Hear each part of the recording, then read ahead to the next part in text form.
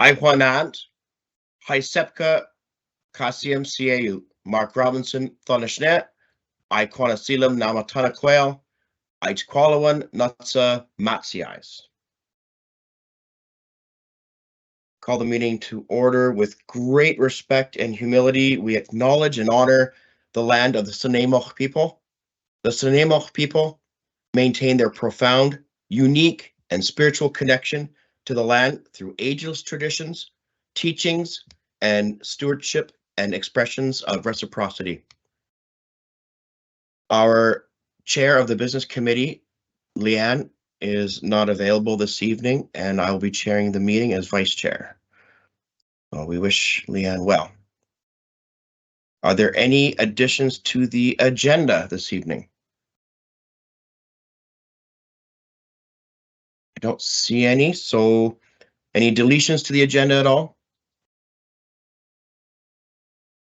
Seeing none, we'll move to number 4. Any changes in order to the agenda?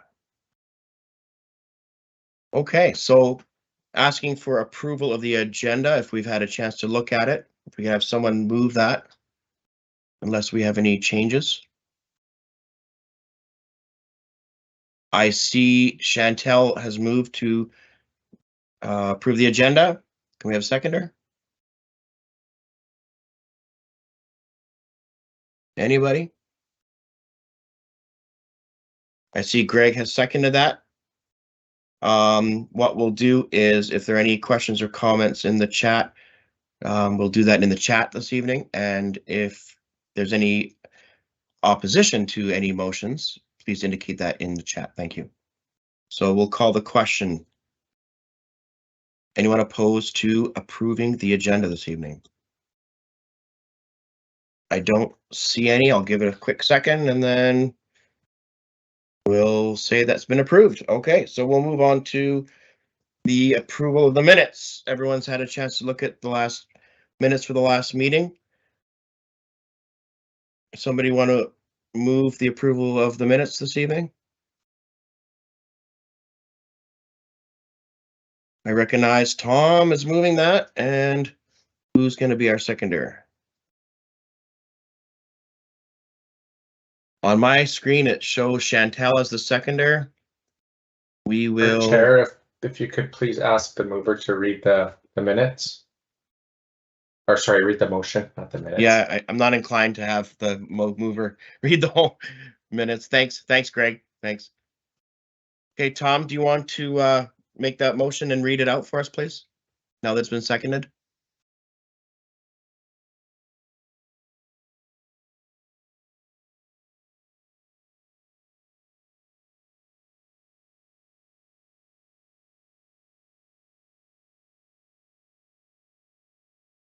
Tom, you're the mover of the motion. Sorry, guys, I didn't realize I was muted. I don't have it in front of me. Does anybody have it? Or give me a page number? I can read it if you like, Chair. Yes, thank you, Greg. That the minutes of the business committee meeting held on November 8th, 2023 be approved. Thank you, and that was seconded by Chantel. Any discussion or changes to that? Seeing none, I'll call the question. Anyone opposed to that?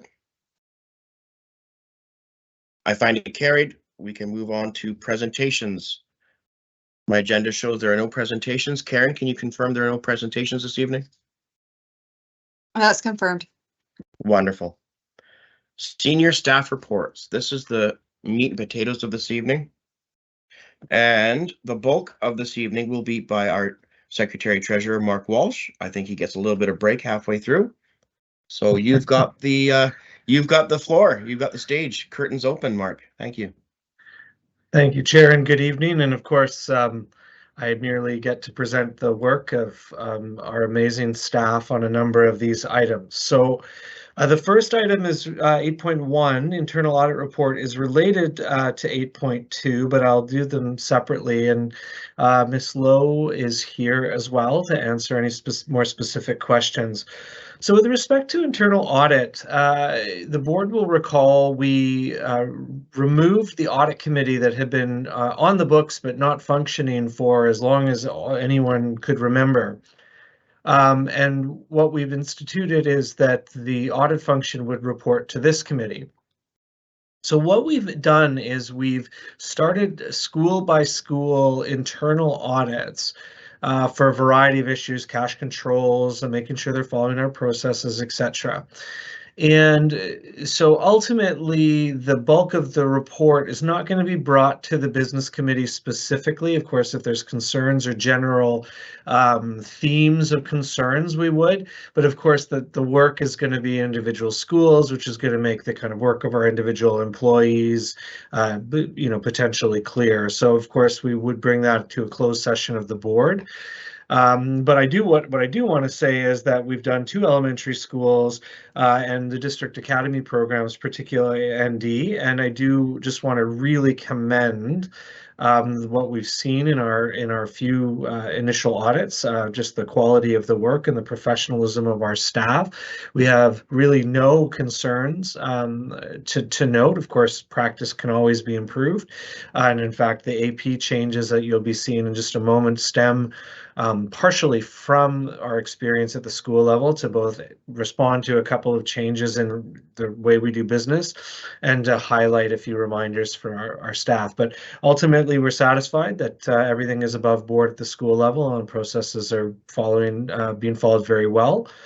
Of course, that's just a sample. We'll continue doing as many as we reasonably can in a yearly basis. And I just do want to thank Ms. Lowe and her team for their efforts on that. So happy to answer any questions, but again, sorry, there's not too much more detail on the individual school findings, but again, just respecting the work of individual folks, we wouldn't be bringing it in public like that. Thank you, Mark. Do we have any questions or comments on item 8.1, the internal audit report? Okay, I don't see any.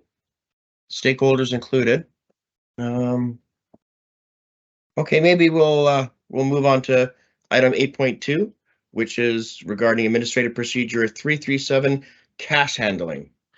Great, thank you again, Chair. And so this one is partially in response actually to what those internal audits were, but mainly bringing our cash handling procedures kind of up to the modern practices of the day. And so essentially, when it comes to cash handling, our mantra is we do not want to handle cash. Ironically, it's more expensive we've got to get the cash to the bank. We have programs that make it more convenient to parents online. Obviously, there's times when that just can't happen for parents and cash can still be made available. So we still need a procedure. And so there are just some updates with respect to that, and they are found on pages 12 and 13 of the agenda. Perhaps I'll give Ms. Lowe a moment to see if she'd like to add anything beyond what's in the memo. Let's pause for a moment and see if she'd like to add anything before answering any questions. Hi. No, I think you captured it well, Mark. Really, it's just updating it to kind of be in line with current practices, capturing that online piece, which of course we started implementing when COVID hit, trying to reduce the amount of cash that was going through the schools. So really that's the biggest piece. And then of course, less cash means less cash at the end of the week. So really that was kind of the other big piece, is not having schools required to do those deposits every single week. It's just an additional task on them if they only have a few, $20 on hand. The previous AP would have required them to actually deposit that. So now this one is just giving a bit more flexibility and allowing the secretaries to spend their time on other things that might be more pressing. So yeah, happy to answer any questions.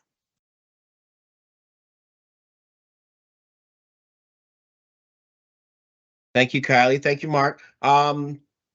Any questions, comments on the cash handling Administrative Procedure 337? Looks like you're both off the hook. There you go. we'll give it a second, then we'll move on to 8.3. Mark gets a bit of a rest. The juicy stuff is about to start, so I will Here's get the off. juicy stuff, and Dale gets the juicy stuff. Dale's our Executive Director of Communications, Privacy, and Engagement, and he's here to discuss our strategic plan update. Okay, you're up to bat, Dale. Thank you. Thank you. Thank you to both Marks. Appreciate that. Yeah, the juicy stuff is about to begin here. First off, I'll apologize. The Burgos walls are thin and the kids are gaming in the house, and so you may hear some screaming in the background. Okay, now let's just get started here. And this was a really great. I want to start this off by just saying that this was a really great opportunity in terms of getting feedback for a draft strategic plan, but also just getting out to the schools and getting some really great, well, again, feedback, but some time with students, because they provide some of the best feedback we've ever gotten, especially in my time here in the district. And so what I'd like to do is there's many pages, many links in here, and so I won't go and click on every single one, but I do want to just perhaps just poke on some highlights that we had during this engagement. And so back in October, the regular board meeting, the board had passed the motion to begin the consultation process, and so we kept that open for 30 days. That ended on November the 24th, and during that time, like I said, we got some really good feedback. And so what we did is we typically would, of course, follow our policy on public participation, and we emailed district staff. We shared with all families through School Messenger, so that's upwards of 15,000 emails, or more rather, so double that basically for parents and caregivers. Shared it on social media. We met with community partners. There was a lot of really good opportunities here for people to share. We also use Thought Exchange, and this is one of those platforms that we use often because it gives those people that opportunity if they can't make it to any meetings, or if they're not in a school, or if they're not a staff member or a partner, this is their opportunity to share their feedback with us. There was also a virtual open house, and of course we went into our schools, like I'd mentioned. Those were all of our secondary schools and also secondary programs that we jumped in there. And so don't have to go through the timeline. That was pretty straightforward. But maybe what I could do is maybe just click on a couple of these links here. And you know what I'll do is, let me share my screen with you. One moment. Let's see what we got here.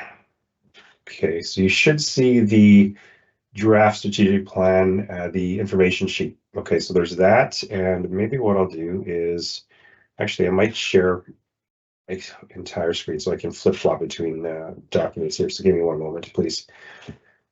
Okay, screen two. Okay. All right. So again, you'll see the information sheet here, and then when I click on the, for example, one of the first links, and we're looking at goal number 1. And so what I did here is I created a summary, which essentially would be all of the feedback we received on goal number 1 from all of our secondary schools. And so if I scroll down, you'll see that we've got Dover Bay, for example, Cedars in there. So I don't have to, again, scroll through all of that. But what I did was I looked for the top 10 common themes that we were seeing from the feedback, and thought this would be a little bit easier. Just if you weren't able to read the full report, you can look at the top 10 common thoughts that were left by students for goal number 1. And so that would still apply for, of course, goal number 2, 3, and 4. So those links are available in there. And let me just go back to my other sheet here. Okay, so that's where we would see the, I got backwards there. Stakeholder partner groups meeting. So that was, I think I had shown you one of the goal 1s. So I'm going to go backwards a little bit here. And so for the CUPE one, I've opened up a link for that. So for November 7th is when we met with the CUPE executive. I'm going to go back to this page right here, and it's the first link. And so what I did here was during that meeting, we gathered all the notes and what we had heard from them. And then up at the top is a summary of what we heard from them. And so that gives somebody an opportunity to, from home or any of you on the live stream right now, to click on this link, and you can see the summary of what was discussed in those meetings. And of course, like I had mentioned, we had met with a number of partner group meetings. So there was the PVPs, there was the DPAC group, NDTA, of course, was there. And these were all on different days, of course, and the Leaders for Learning, that's our Indigenous learning partners. Now, in terms of the school visits, this was, again, one of the best parts of this engagement. And so thank you for, allowing me to run with this and going into the schools. And I thought it was a great idea that we should do that. We're looking at school visits here. And so I'm going to click on another link and just pop open an example of what that looks like. And so, for example, teacher Russell Berg invited us into his classroom at John Barsby, and that was on November the 8th. And again, you'll see all of the goals, goal 1, 2, 3, and 4, the feedback we received from the students. And I should point out too, what it looked like in the school. So again, thank you for all the trustees that came in and represented and spoke with the students. For those that didn't come to these specific schools, what it looked like was we gave students the opportunity to break into 4 groups, and we gave them goal number 1, 2, 3, or 4, respectively. And what they did at the table was essentially give us what they thought, how we could create success in that goal. And so these are some of the examples that they gave us. And so you'll see here, there was discussions about numeracy, literacy, practice learning, online learning. Again, really good feedback on that one. And so back here, so that is the school visits. And then we also, like I'd mentioned just a few minutes ago, goal 1, 2, 3, and 4. And so it really depends on what someone's looking for in terms of the information. If they want to see just what one particular school wanted to, or rather said, you can of course click on the school visits. If you want to see what the partners said, of course you can click on that part. But this one here was an idea that actually came from one of our trustees who thought it would be a good idea to have some summaries in place for specific goals 1, 2, 3, and 4. As another example, our Leaders for Learning group was specifically looking for feedback on goal number 4, truth and reconciliation. And that was a really good idea once again. So we've shared that with that group. Now, just moving on, we've got a number of different dates that were set, and this is, again, pretty straightforward. This is when we went into those certain sites or certain schools, and when we provided, or when they were able to provide their feedback. Going through the thought exchange now, and so I'm going to just scroll down a little bit further. This thought exchange right here is where we're going to start seeing some of that, the meat and potatoes that we received. Now, not a huge participation rate in terms of, or rather when we compare it to other thought exchanges that we've had. However, with that being said, there was a lot of really good feedback in there as well. And so 43 thoughts, 658 ratings. That's actually a really good number when we look at the Thought Exchange platform. The ratings itself, it did show that the majority of these participants did go through other people's thoughts or their own thoughts and rated those. And so that's the number that we see right there. In terms of who participated, the largest number were employees of the district. Second was, and this is very common, parent or guardian, rather caregiver. We should change the wording on that, of a student in the district. And then of course the numbers go down from there. And then you can see right here in terms of which family school community do you belong to. This is one of those common staple questions that we ask on Thought Exchange, because we like to know which communities are saying what, or what community is participating more than others, because we are able to break down that data. So if we wanted to see what, for example, Dover Bay families were saying, we can take that data and break it down even further. This link right here, Thought Exchange results overview, this is what you normally see when I report out. And what it is if you click on that link, I won't do it right now, but if you click on this link, this essentially shows you this information right here. And then I'll also show you those top thoughts that people like to see. So what were the most common or rather the highly rated thoughts, and also the lowest rated thoughts too. So that's something interesting. And then you also have themes, and this is a really good document. So go through that if you have some time, by all means, if you haven't already. Now, the question that we asked in Thought Exchange was, what are your key measures of success when considering the 4 board goals presented in the draft strategic plan? That's a tongue twister. I said that so many times over this engagement, and I always get messed up on that one.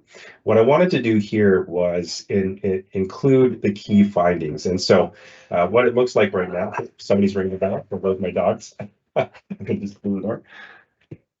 Live stream, I love it. Okay, key findings. We've got 8 here for you right now, and it is something that is themed and something that's just going to make it a little bit easier for you to digest the information that we have in the Thought Exchange, because quite often we get sometimes thousands of thoughts, and so this is something new and different that I wanted to try, and so I hope that you take a chance to take a look at that as well.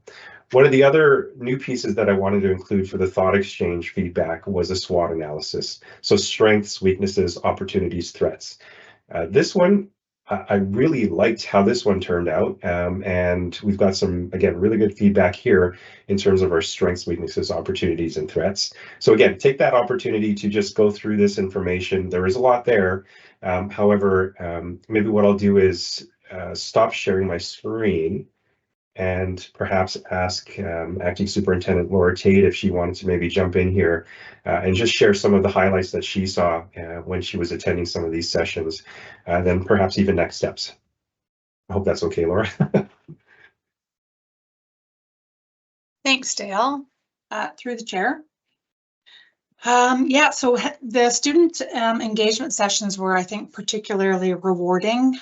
Students felt well communicated through overarchingly through these sessions, their, I guess, commitment or engagement with the four board goal area, the goal areas. There was full support, there was engagement around those goals. There was no sort of question around whether these were the right goals or not. So that felt good. Like kids could really dig in to each of these goal areas and had thoughts and feelings, across the board, I would say. Daryl, I'm sure you would agree with that. As well, meeting with the stakeholder groups, I felt that it was a very similar response. The goals they seem to be very strong and sort of unquestioningly supported, I would say, overarchingly. And of course, the place that most people want to go in a situation like this, whether it be the students or, our stakeholder groups, is, yep, we agree, we support this, and then they want to talk about how we can, right, and give their best thoughts and share some of their own experiences, which is what I thought was really, really rewarding and valuable when we met with students, is, grassroots and sharing some of their own experiences.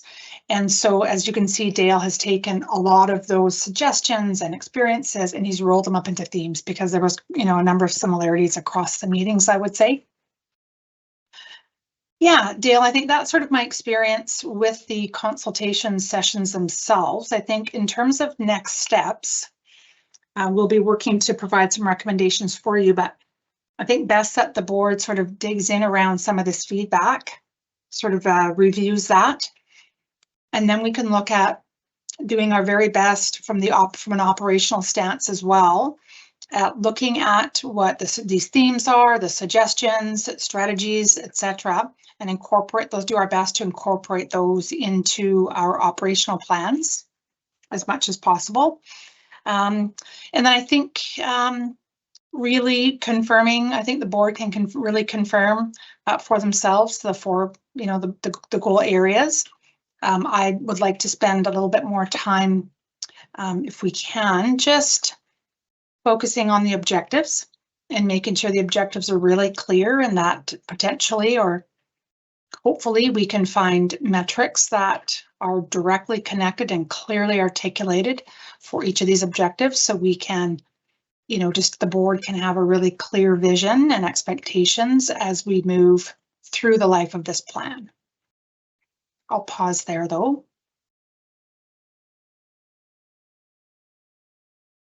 Great. Do we have any, thank you, Laura. Thank you, Dale. Is there anything else coming from that, or do we have any questions? Any comments? This is a pretty robust strategic plan going to public consultation, so I expected more than one. Oh, wonderful, great. Greg, I see your name popping up. Go ahead. Yeah, thank you, Mark, and through you. Just a comment to start off with, just to acknowledge, the breadth and thoroughness and extent of consultation that we've done as part of this project. I think goes above and beyond what I have seen with respect to public consultation on other projects that I've seen us do at the district and in my professional capacity. And just to say that we will have another session with the board to be able to consider the feedback and how to use it. And, I'm hoping that we'll be able to utilize what we've heard from the community, both in some in the strategic plan, but as Laura had mentioned, other ways as well, because some of the good ideas that we've heard aren't necessarily best fit within the goals of a strategic plan. And I'm hoping that we'll find opportunities to utilize what we can as well. So again, hats off to Dale and staff and all of the trustees who are able to participate in the schools, and to the community members and partners and stakeholders and students and everyone involved who took the time to get involved in whatever way they did. So this has been, I think, a really good public consultation process, and I'm pleased with the feedback that we've received and look forward to next steps. Thank you. Great, wonderful. Thank you, Greg. I see on my screen the next name is Tom. If you got a couple cents to throw in, I guess a couple nickels nowadays. You're on the stage, buddy. First day in the chair and he's cracking jokes. Wow, that's great. So when I look back on the first year and as a trustee, I think about the day we defended Soji on the lawn. I think about some of the other amazing things we've done together, and my day with Dale is right up there. Going to Barsby and learning alt was just the kind of activity that you overlook, as just how fulfilling it is for renewing it is for you when you're trying to get, you're wrapping your head around governance and you go talk to some kids and you figure out why you're doing it and that it's really, it's going to be okay.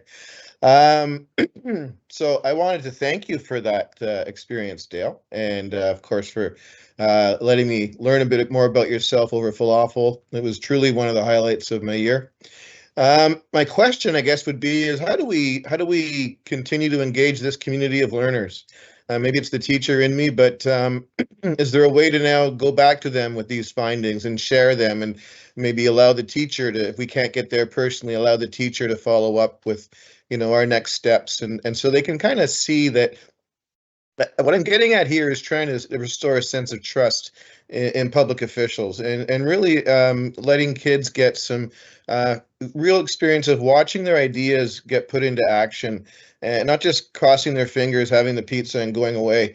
I think we do a lot of good for the next generation to show them that we do care, not just care, but to show them that we care and to include them in the next steps. So if there was a way we could do that, that would certainly be, I'd be more than happy to put my energy and time back into it.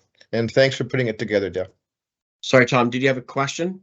Yeah, my question was, how do we keep the student engaged? Can we go back to them with these findings and allow them to make this, like I'm saying, the teacher can make it a lesson plan, or at least share it with the students so they can feel a sense of community with the other schools, the other stakeholders.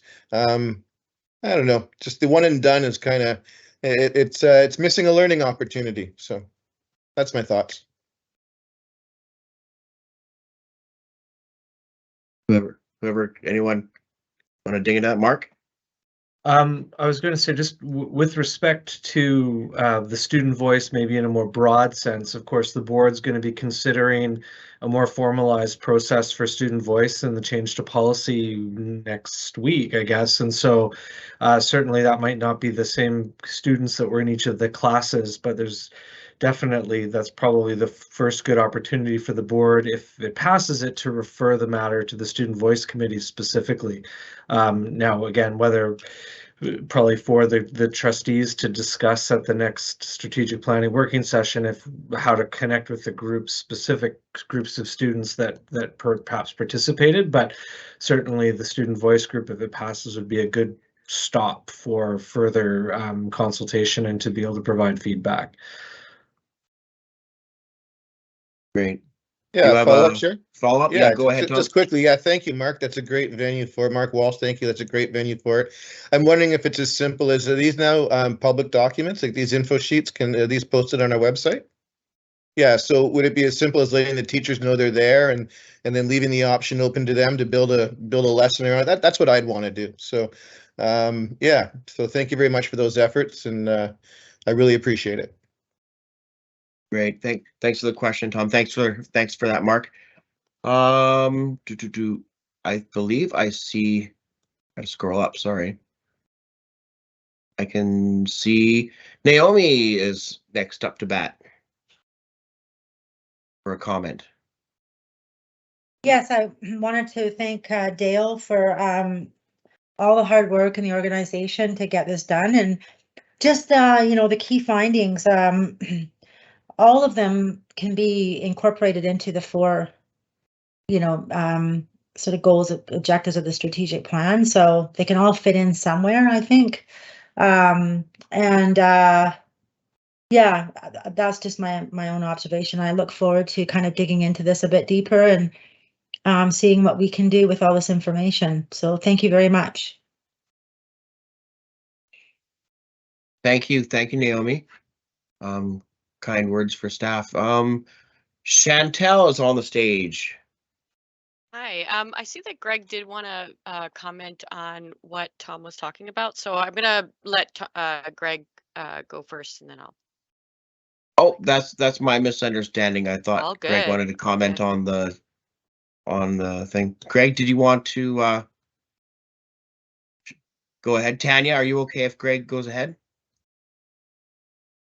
Doesn't matter to me. Yep. Hey, Oh yeah, no, go ahead, I Greg. want to talk. I want to talk after Greg, though. Don't Oh, worry. yeah, Yeah, no, you bet. Yeah, I'm Okay. just going down the list.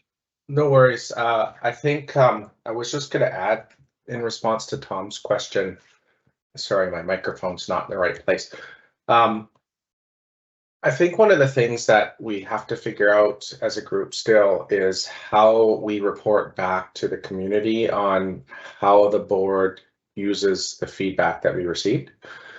So that's a good something for us to consider, and is a good principle practice when it comes to public consultation, is to report out on what we heard and how their input was considered, and somehow be able to show what made its way into what place. And obviously we're not able to promise the community that we'll use everything, because man, we've got a lot of feedback, but I think we can definitely look at the themes and try to do our best to work with it. So hopefully, Tom, I was able to add a little bit to what Mark Walsh had to offer, and just hopefully it gives a bit of comfort in the process that lies before us, and somehow reporting out as to, well, what we heard, part of this is tonight in, our package, but what are we going to do with it is the kind of that, as I would see it, kind of one of the steps along the way. Right. Thanks, Greg, for adding that. That's good information. I have Tanya is next to have a comment. Chantel first. No. Oh, am I? Oh, sorry. I see your name twice, Chantel. Okay, I'm with All you. good. Got it. All Chantel, good. go ahead. Thanks, Tanya. Thank you. Thank you, Mark. Through you, Chair, I really want to take a moment to thank Dale and Laura, especially for putting in so much time listening and hearing and taking in and putting this together. Dale, I just what a job you've done. And Laura helping bring this along too. You were with me in the PVP, and I was truly honored to be able to hear from the principals and the vice principals. This was just such a wonderful aspect of my job that I was just like, wow, I would love to do this every year, but I can't even imagine. It's like, oh my gosh, no. That's a lot of work that went into this, many days, many hours. And I really hope the community feels heard. And again, what we'll do with it is the next steps. And I raise my hands to you both. That's just, thank you very much for this.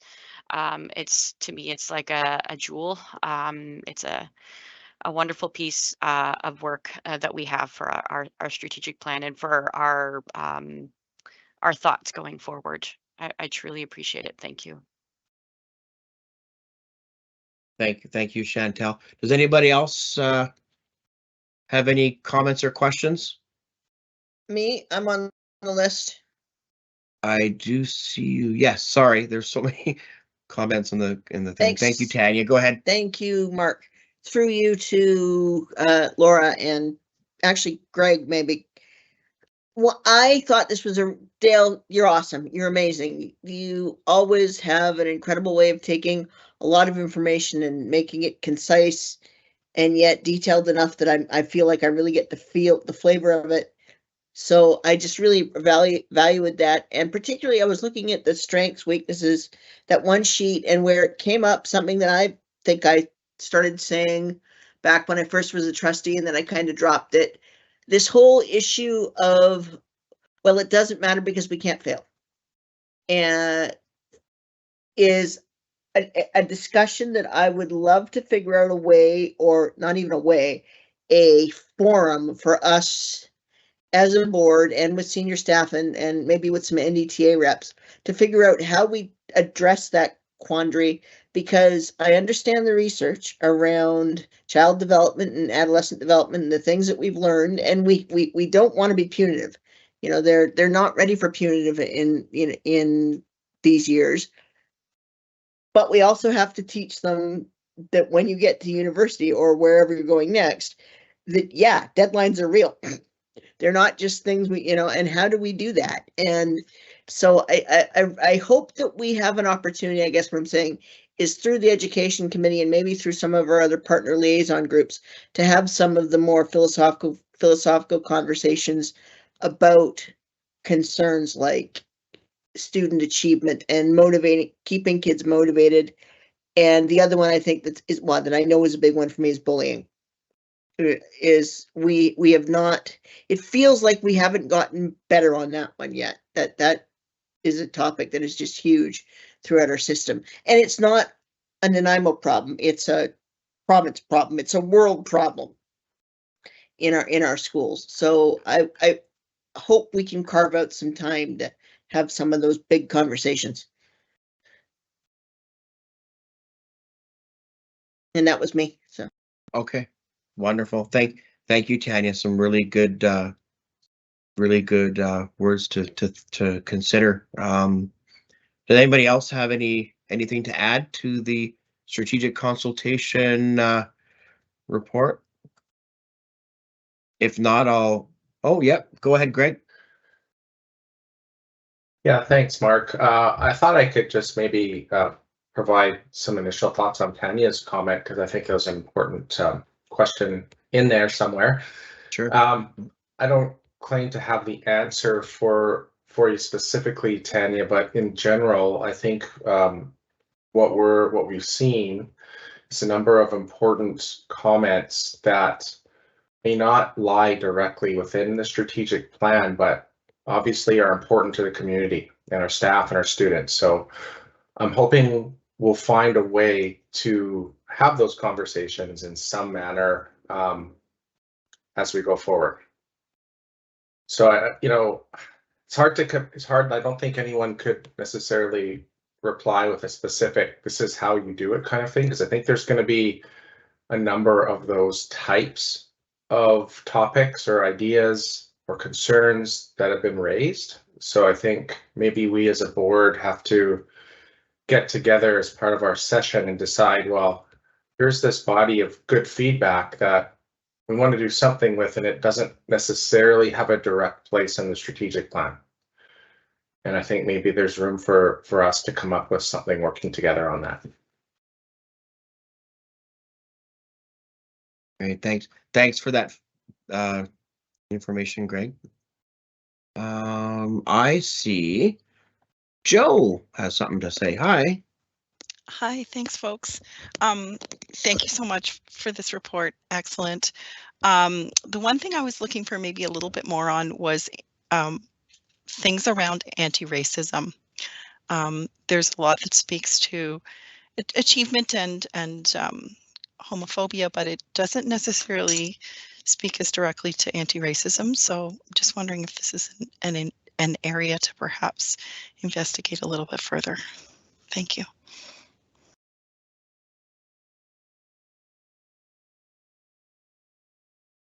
Does any staff want to respond?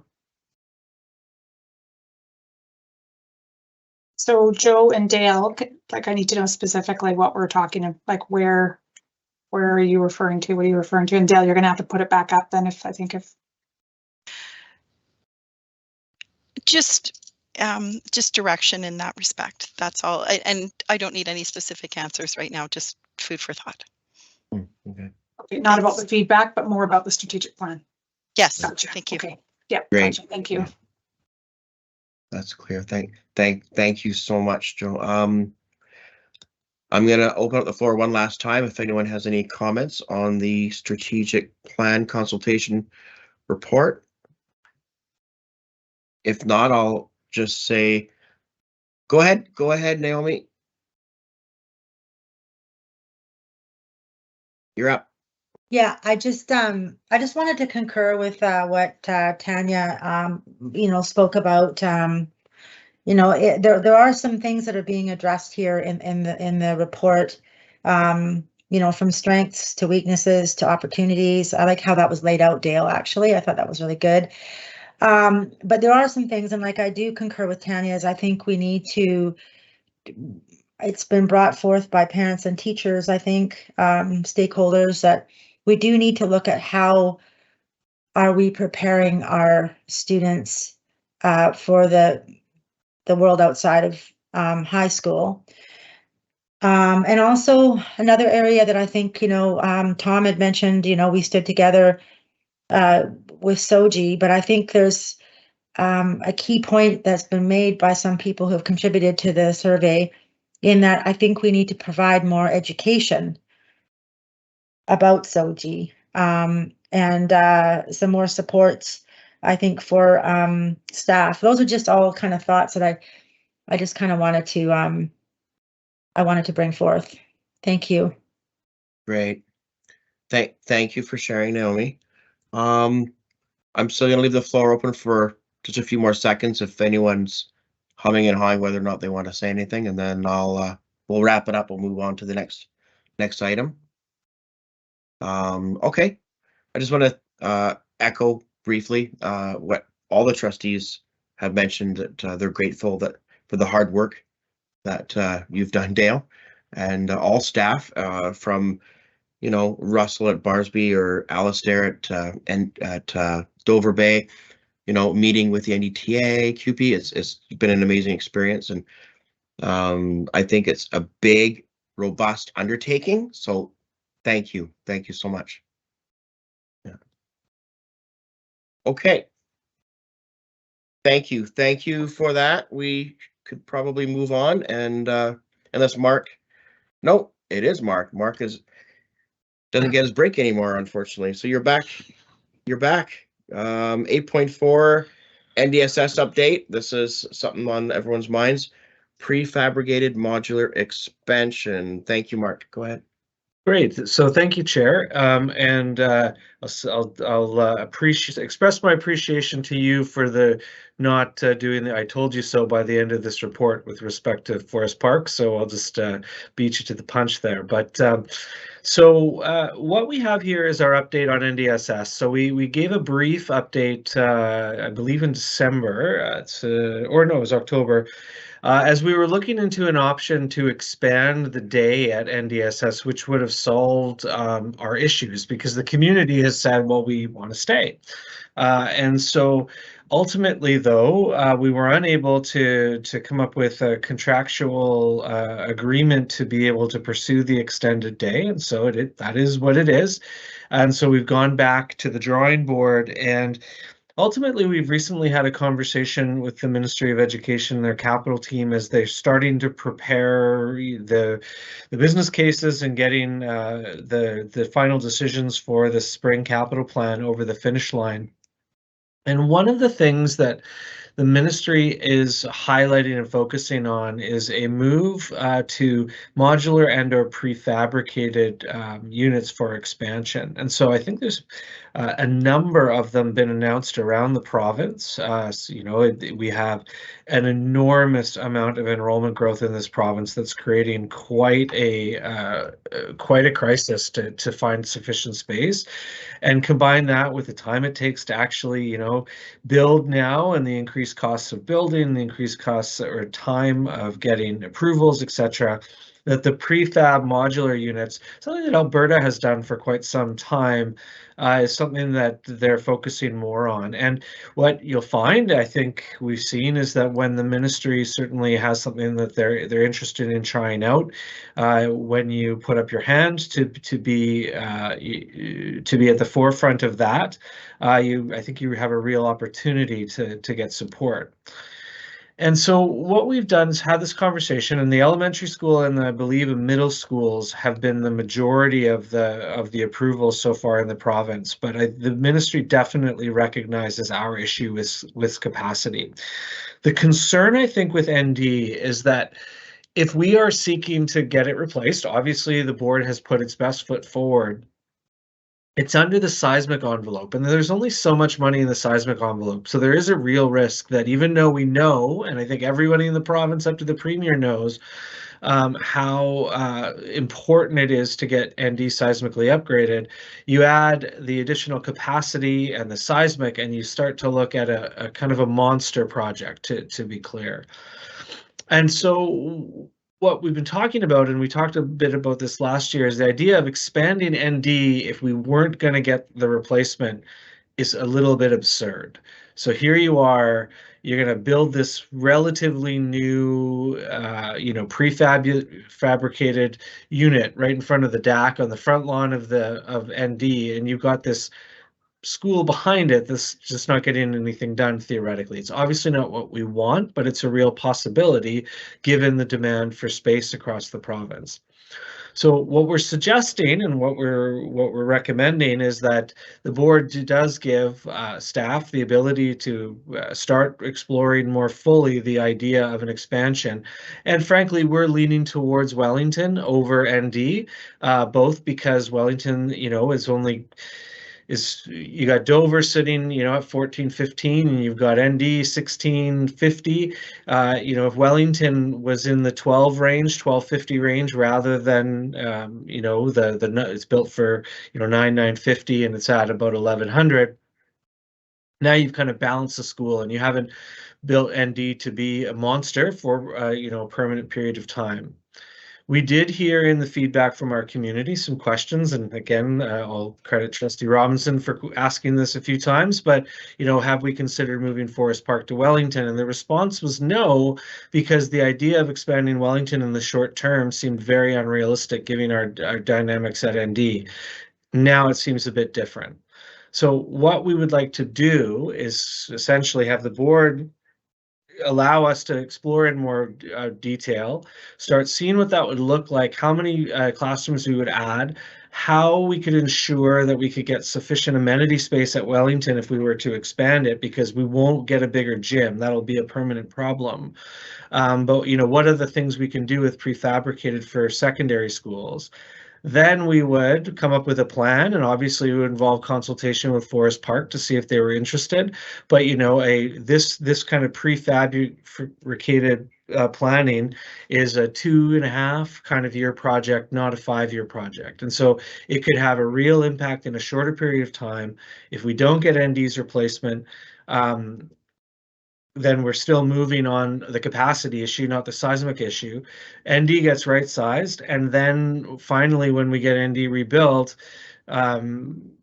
the capacity issue is not as much of a problem, and it makes ND hopefully easier to approve because the size of the project is going to be smaller in that vein. So rather than building it to 17, we get it built to 15 as an example, maybe a bit more depending. So we are excited about the possibility. We also put, there's another potential way to alleviate size issues at ND associated with SD93. We've outlined, why that might both be problematic politically and relationally, but also realistically, we probably wouldn't get the bang for our buck because we'd probably attract most of those kids to SD68. So there is the memo there recommending that we're able to explore essentially disconnecting the seismic from the expansion. And it says ND or Wellington, but I will say we're definitely leaning towards Wellington, depending on if we were able to ensure that there'd be sufficient amenity space. So happy to answer any questions. we would hopefully turn this over. Like, we're not talking 6 months, we're talking a few months. Once we get a true sense of what the reality is to get moving, and that's the one of the bigger benefits of this. Thank you, Mark. Before we go to the motion, we might have some questions, and I see Chantel does indeed have a question. Great, thank you. Through you, Chair. About Wellington, and this is gonna like really out myself that I haven't actually like really walked into the school and really taken stock of things. It's I'll use the excuse that it's not my family in schools and I don't have my kids going there. But I'm gonna definitely change that and go as soon as I possibly can. But Wellington, going back to the feedback from the community, is there no actual like cafeteria in the school? At this time, there's a servery, not a cafeteria. So that we're still looking into how we can change that for a longer term, but not as of yet. With this, okay, we don't know enough about the modular or the prefabricated to even discuss something like what you said about amenities and stuff like that. Like, we don't even have that information yet. Is that? So we wouldn't. Well, we have already started working on this because it's that big a priority of the ministry that we think that we're optimistic that we could have this actually happen in a relatively quick time. So what we've been envisioning is, and we want to get out and visit an example. Number one, can any of the spaces be built for amenities rather than just for classrooms? Because that's not really happened as we understand in the province. But our bigger thing is changing the capital plan for next year to make an internal renovation of the school. So what we do is we take a classroom that's in the school now for general instruction, renovate that for amenity space, and then move the general instruction class out to the modulars. And so we keep the modulars at a reasonable clip. But the other thing is the way the program works, as we understand, is you get a certain amount of money per unit that you build. And so the more we build, the less they're going to cost each, which lets us kind of move the dollars around to potentially fund amenity space as well. So it sounds like there's a bit of flexibility there for sure. Fantastic. Thank you. That totally answered my question. I appreciate it, Mark. And Mark. Thank you, Chantel. I see Greg's wanting to ask a question. You're up to that, Greg. Yeah, thanks. I have two, so I may have to put myself back on the list after. But you have a follow-up, right? I'll try to tie it together, but if I'm out of line, I'll be corrected. Sure. So through you, Mark, to Mark, it's a bit tongue twister. Anyways, thanks for this report. I appreciate the report. And I just want to be super clear for everyone in asking this question. And of course, the board, staff at every opportunity are out and about. We're advocating for the replacement of ND as our #1 priority across the district. And which leads me to my question of, really wanting to know more as much as we're able to, because I know there's always some uncertainty when it comes to capital funding projects, is in your view, if you're able to answer this, if the board was to proceed with a modular addition at Wellington, would it have a likelihood of making the replacement or seismic upgrading of ND more or less likely from a provincial perspective? Because I'm very concerned that we not do anything that would jeopardize our position on the provincial fund priority list. So I guess through you, Chair, I can't answer with certainty. I think that the board, if we went this direction, would make it clear that the priority hasn't changed, and make it also clear that in fact we're accepting this option as a way to make the ultimate approval of ND cheaper. So I do think that there's a good hook right there to say, look, we're solving the capacity issue at ND by doing this. And therefore, when the rebuild comes, it's going to be that much less expensive than, you know, building it to be 1700 as an example. And we probably could even build it to be a bit smaller and as a core, and then have modulars the same way to make a bit of the space cheaper. So I think it makes it more likely in the sense that the ND project is more likely to fit into the seismic envelope that might be present and available for us. I don't think it takes it off what it does is it unmuddles our pressure. It separates capacity from safety, and now it's only about safety and, well, and condition, I suppose.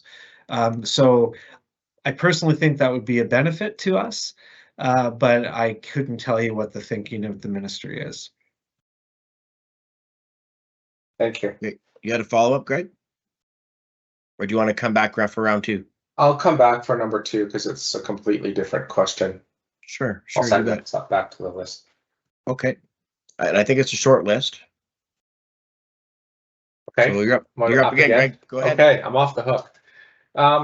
So I just want to make sure that we're on the same page with what we, and for the people at home too, in our stakeholder groups, what we are talking about when we're talking about modular construction, or prefabricated construction. This is specifically not portables, correct? So through you, Chair, the modulars border on portables, and our interest would be in prefabricated. So they're definitely a higher quality than portables, longer lasting, more integrated into the school, but prefab will be more like, you know, the IKEA Lego thing that's just happens to be faster. So you do the civil at the same time as they're building the prefab pieces somewhere else, and then you put it all together. So we would be leaning towards prefab from everything we understand. So it's not like portables. Okay, so I guess just as a follow-up. Yeah. Go ahead. Do we know of any local or examples in the province that we might look at as, you know, what prefabricated or modular construction in a school setting might look like? We have a couple of examples in British Columbia along the modular lines, and we're just exploring some Alberta examples, and we might actually go out for a visit as well, just to get a sense of what the prefab looks like. Like, of course, the idea with the prefab is you build the core, you build the gym and the office and the main spaces in the building, and then you kind of have it off like wings. If you ever played like a space station building video game kind of thing, I think that's the idea behind it. And so they can kind of expand and contract as communities, you know, mature, and then the next community is built, and etc. But I can definitely will send or be prepared for the board meeting to send a few links to share with the board and the community of examples. Thank you. Great. Hopefully that answers that for you, Greg. I'll give it another few seconds if anyone has any questions, and then we can, there is a recommended motion that staff is asking us to consider. If anybody wants to bring that forward. Call the question. Well, I think we need to have the motion read first. Does anyone want to move that motion? I'll move it. Great, thanks, Greg. That the Business Committee recommends that the Board of Education of School District number 68, Nanaimo Ladysmiths, support staff pursuing a prefabricated modular expansion option to alleviate overcapacity at NDSS that may include additional capacity at NDSS or additional capacity at Wellington, and to report back to the board for final approval and direction on appropriate consultation as required. Seconded. Seconded by Tanya. We have a mover, we have a seconder. Any discussion on May I that? motivate the motion, Chair? Absolutely. So I think I said mostly what I was going to say. I think I'll speak in favor of this motion because we need to do something with capacity. We can't keep going on without any certainty from the province that it's coming forward with a seismic replacement and expansion at ND. So I'm hopeful that this will be a good first step for us to at least address the capacity issue. And as Mark had suggested, hopefully tie that and make it very clear to the province that our #1 priority continues to be ND. And of course, hoping that we will support this motion with the understanding that there'll be a thorough consultation process with the affected communities, and that we'll get opportunities to provide or to receive that input before we're asked to make a final decision. Thank you. Thank you, Greg. Thank you for that. So we've had the motion moved and seconded and motivated. Does anybody else have any discussion on that motion before we decide to call the question? No, I'll just mention in very briefly that I'm glad that this might address both NDSS and Wellington. So it's kind of hopefully kicking two bushes at one stone. That's not the proper term, but I think we all know what I mean. So we'll call the question. If there's anyone opposed to that motion, please indicate in the chat. Give it a few seconds, and I will declare that motion carried unanimously. Thank you, Mark. And thank you, Greg and Tanya, for moving and seconding that. We're going to move on to, yeah, go ahead. Sure, I was just going to say, I put in the chat, but folks at home wouldn't be able to see it, there is an article by the CBC with respect to Charles Best Secondary in Coquitlam that has been approved, and it's in the news. So I think there's some links to some exemplars. It wouldn't necessarily be what we're talking about exactly, but the idea is there. Thanks, Mark. And if anyone can't see it from the video, it's the CBC, and if they just Google CBC prefab classrooms possible solution for growing Vancouver Island School District, they should be able to find it. So thanks, Mark. Okay, we'll move on to item number 8.5, which is regarding the Rutherford reopening update. I think we're all on pins and needles on this one. Thanks, Mark. Great, so thank you, Chair. So attached is just an outline. We said we'd provide an update in December, and I will just realizing now I failed to put in the link to the, we've already have a website that will be starting to populate with information, as well as a email address. And Dale, if I could ask you while I'm talking to maybe get the email address and pop up when you've got it so we can tell the community where they can start providing that feedback. So what we've got is a bit of an outline that includes both the process, the questions being asked generally of the committee, and the timeline that we're looking at. And so I will outline it a little bit here. And so the working group is going to obviously be looking at the catchment boundaries and focusing on Randerson, McGirr, Frank Ney, Departure Bay, and noting that there's possibly Seaview and Uplands, but we would expect relatively limited impact. Pleasant Valley, we'd love to impact Pleasant Valley, but the highway, the highway there could be a little bit of a problem. And so then the manner in which the school will open, again, is it K-3, is it K-5, is it K-7? And are we going to make it mandatory or not with respect to transfer to the individuals in the new catchment zone? To talk about potential programming, both that can be the initial part of the discussion, it can be, or perhaps give recommendations to the board. Feels a little short if we were going to do something very specialized, but with the facility, including the condition, again, we've noted that the condition is actually pretty good, given the upgrades that occurred for it to be used as a swing space, but it does note aesthetically, you know, it's not the nicest looking facility in the north end, and are there things that we'd want to see in advance of its opening? We threw out maybe a new name to refresh the school. Again, staff's not making a recommendation, but thought that the committee could, or the group could talk about it. And then some potential staffing discussions, and just want to be very, very clear. We're very respectful of our commitments to the collective agreement. So there's some things that we can talk about. There's some things that even if we talk about it, the group doesn't get to decide. We have to talk one-on-one with our individual unions in the circumstances, but you know, how we want to do that, as well as the impact of, you know, we're now all of a sudden adding a new school to our ratios. So does that mean counseling ratios change as a district because we've got another school to kind of split the expertise through?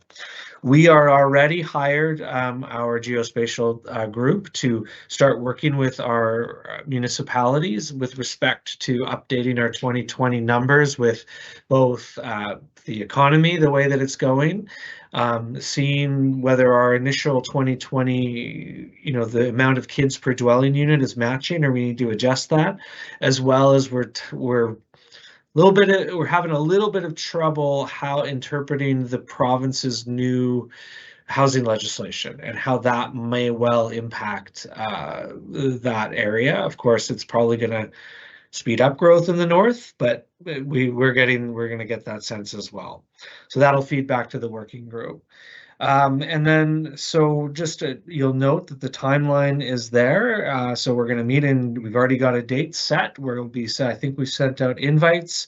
No, we don't have everyone. They're listed here. I don't know if we've actually reached them all yet. And then a couple of meetings in February with them. We're hoping a very quick turnaround. We want it to be focused to give initial feedback to the board, because ultimately it's going to be the board that's going to be politically impacted by this. It's great news to be opening a school, but at the same time, you're now spreading resources, you know, slightly thinner throughout the system. And we're also going to be impacting people's expectations that they would have got to go to the shiny Randerson that are now going to be going to the, you know, not quite as shiny Rutherford. So we want that to come back to the board as soon as possible to get direction to go to the public, to get initial consultation, to be able to come back in the fall to kind of get our final ducks in a row for board approval, because we want to be done by January, because that's the time that people are going to be enrolling their kids, and they need lots of time to plan, to be respectful of our communities in moving that over. You'll see the working group membership. Myself and Jackie Poulin will be the leads, and then you'll see Miss Sutton will be the enrollment. She'll be the person collecting, I believe, most of the data, and I want to express appreciation for how much she's already been doing in the background, diving into that. Miss Matthews will be assisting. She has experience in previous committees similar to this. Mr. Sabo will be involved. Our communications folks will be involved. And then what we're looking at is the Dover School Trustee, or the Dover Family School Trustee. We're hoping to have a Rutherford principal picked. In fact, by the time that this starts, I know it's well in advance, but certainly they should be part from the beginning. It feels like a bit of a big group, Leaders for Learning involved, and then Principals of Departure Bay, which is likely to lose a whole bunch of kids. McGurr, which will lose some kids. Randerson will lose some kids. Nay likely won't lose any kids, but they'll have a huge shift in their kids. And then NDTA exec, and of course a school rep if we can. It's going to be up to the NDTA who they choose to pick. Just want to respect that, but we're hopeful to get that. Same with CUPE, and then DPAC and school representation from the schools we think are most impacted. So we're ready to roll with this, and happy to answer any questions. And I think, again, relatively quick turnover with what we're looking at, but I'm most excited to see the updates from our geospatial group to see what they suggest growth is going to look like. Thank you so much, Mark. Do we have any questions from stakeholders or trustees on Rutherford? I see Greg. Go ahead, Greg.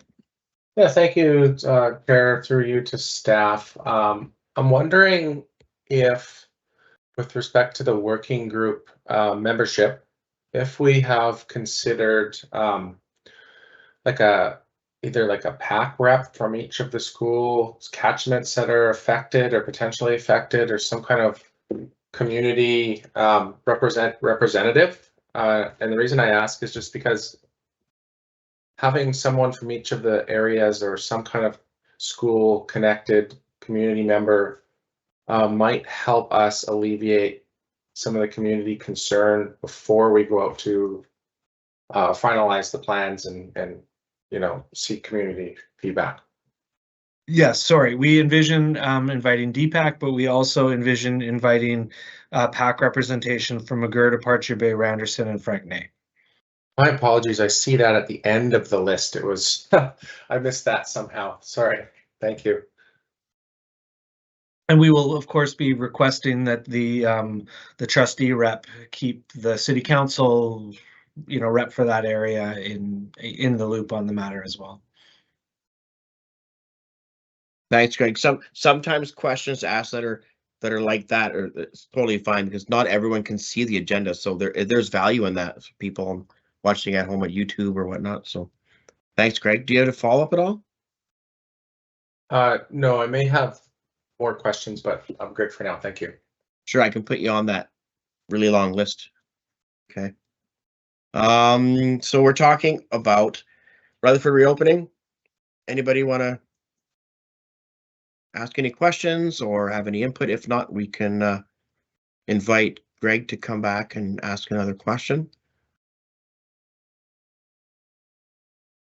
Actually, Okay, I think I'm good. Thank you, Chair. Okay, thanks, Greg. Thank you, Mark. Chantel, you have a question? I do. Sorry, I'm just quicker. Yeah, go ahead. So far, Mark, this is really beginning stages. You know, we're doing this. This is happening. I didn't see sort of like budgetary considerations. Like, do we have any ideas right now about any kind of improvements that might need to happen, or is that part of the working group that's going to be that sort of job, part of the job for them? Sure. So through you, Chair. So with respect to like any specific improvements that are required to operate the school, we're going to either add that to our school enhancement program request or do annual facilities grant. But we are going to discuss those issues, at least in brief. As noted, like you know, Pete and I have already talked about, and I know it sounds kind of silly in a world where we have tight dollars, but like aesthetic improvements as examples, right? And we're trying to combine, well, you know, you think about Pleasant Valley, here's just an example, what we kind of interfere at the last minute to say, well, look, the school is going to look the same. We need to make this just a little bit nicer. And so that tree in the cement as an example is a seismic feature, but it's an aesthetic feature. And so we might try to reach out to the ministry and say, hey, look, here's our opportunity to take care of this wing, and we can, you know, those kinds of discussions will happen as well. But there is limited dollars, that's for sure. The board's put aside operating dollars, but that's desks and chairs and kitting the library and, you know, taking the initial operating hit because we're not going to grow enough to pay for the whole thing, at least in the next couple of years. Exactly. Yeah, exactly. And so those kinds of upgrades, I'm going to call them upgrades because having a nice environment to learn in is actually, aesthetics are actually very important, as you know, many of us can attest to. When you work in a space that you're not comfortable in, it's kids don't do well. What I will say though is the feedback from Pleasant Valley is that everyone I talked to actually liked Rutherford more than Pleasant Valley.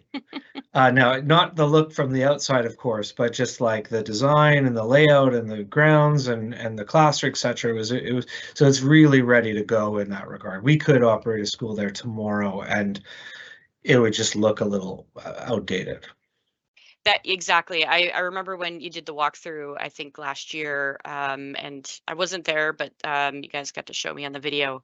And it's very beautiful grounds and stuff too. It's quite a nice area and stuff. So very excited that it's coming forward and we're getting this done and looking forward to the future with this. Thank you very much for all your work on this. Thank you. Thank you, Chantel. I see a question from Trustee Rokeby. Sorry, Tom. Tom? Well, I answered almost anything, Chair. Thank you, and through you to Mr. Walsh, just to follow up on your comments about Rutherford.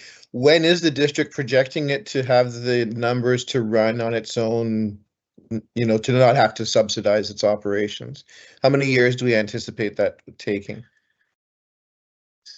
So, through you, Chair, what I would say is that, you know, we're going to build it enough that it's a viable school from the get-go. So just to be clear about that, it's just that we're taking those kids from other schools where, so McGirr's got them in portables, and Randerson and Departure Bay have them in portables.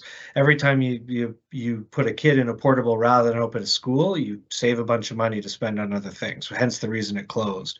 So, I mean, what are we talking about? $650,000, $700,000. Divide that by, you know, our enrollment's going to have to go up by, I don't know, 400 or 500 to really pay for that school in full. Okay. Thank you.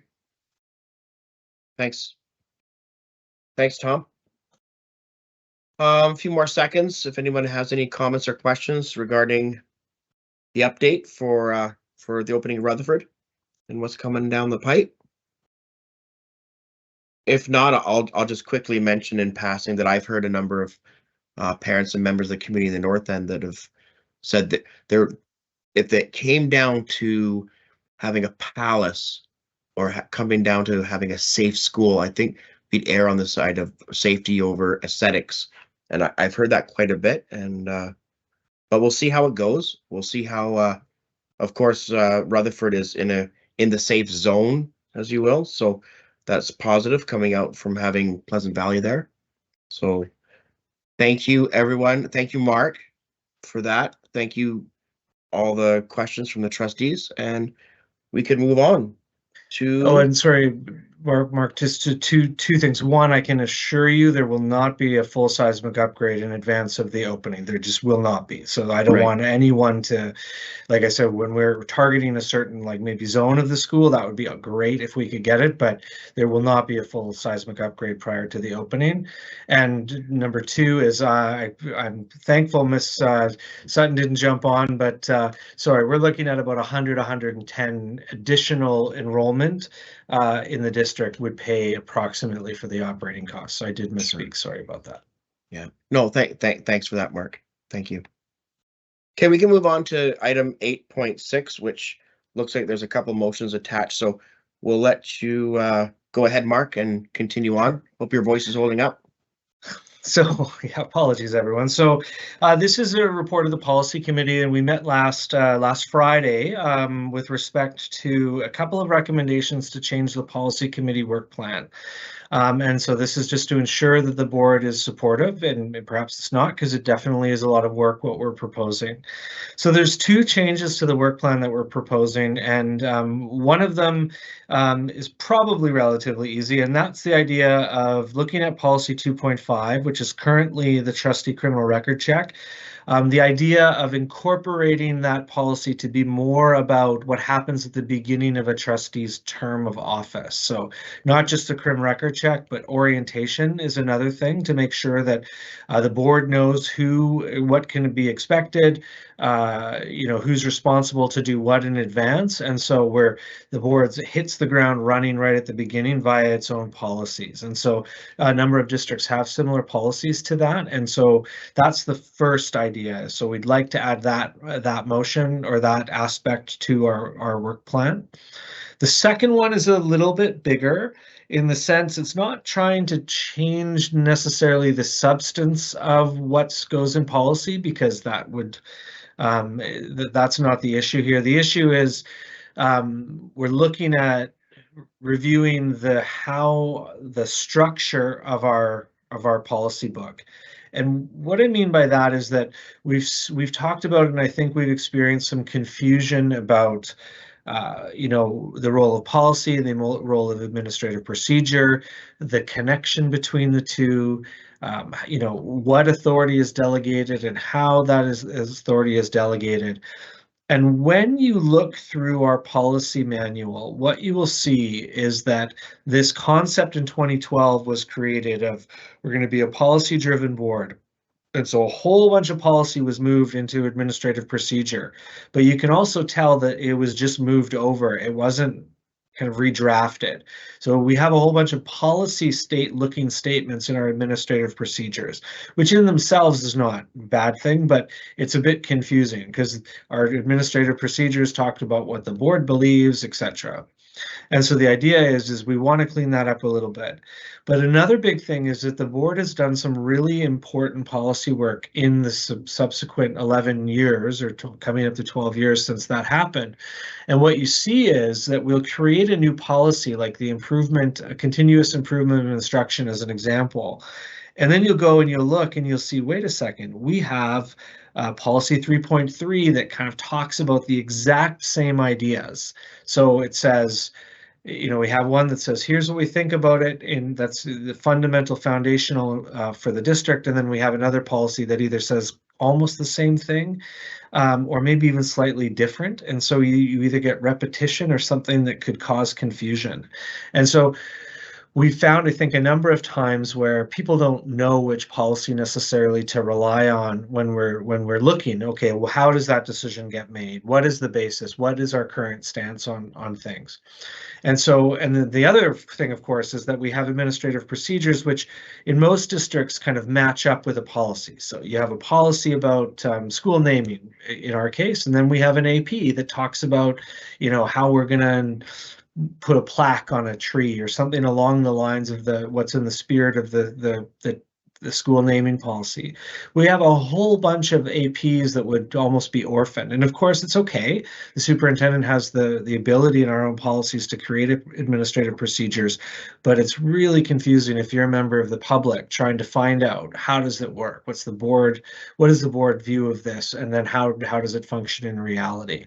And so we're looking for a little bit of clarity and removing that repetition. And then, of course, again, we've got 4 different zones in our policy framework. So foundation direction, governance management, operational expectations and bylaws. And then we have 5 different areas in our administrative procedures. And so we'd like to marry those up as well. So when you go on our website, ultimately, the end result would be, even if none of the substance of the policies change as a result of this, you would see the policy and the AP right there. So now you know how it works. I want to know about how I enroll in the school district. Here's the board's belief about how you enroll and how we follow ministry requirements. Here's the AP of how I actually do it. So it's a lot of work, and it'll take quite some time, I would suspect. And we've got a little bit of an outline of how that would be accomplished. And so we're just looking for the board's approval to start looking at that work. Of course, nothing changes without board approval and public consultation. And so maybe we come back, the board approves this, we come back with the first batch and the board says, whoa, that's more than we thought you were going to do. Fine. But we think we've got to the place where it's time for that overhaul. It's been over a decade now. Great. Thanks, Mark. Are there any questions from stakeholders or trustees at this time?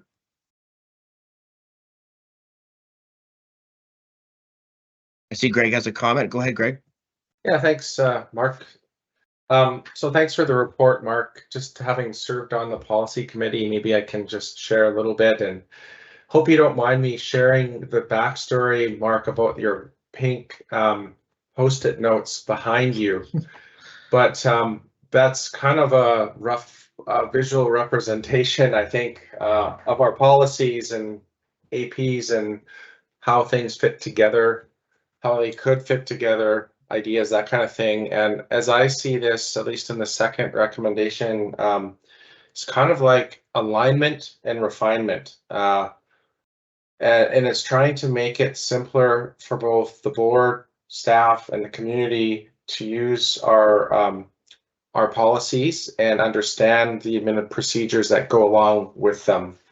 And the more work we do on policy, and I think we've been doing some pretty good work over the last number of years, the more important it becomes to make sure that we're not creating repetition or, you know, policies that don't align well or conflict with one another, and that are organized in logical fashion. So I won't go too far because I don't want to speak to the motion without it being put on the floor, but I'll just say that I think that was how I understood the gist of this to be.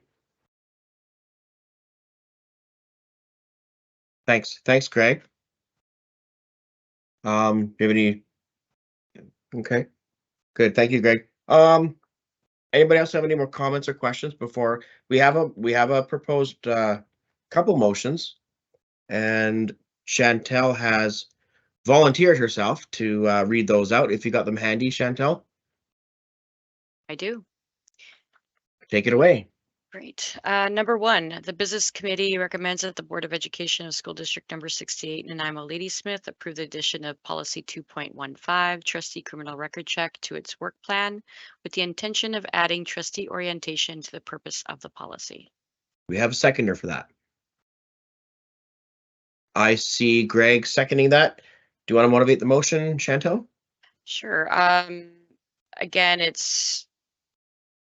just makes sense to have that together.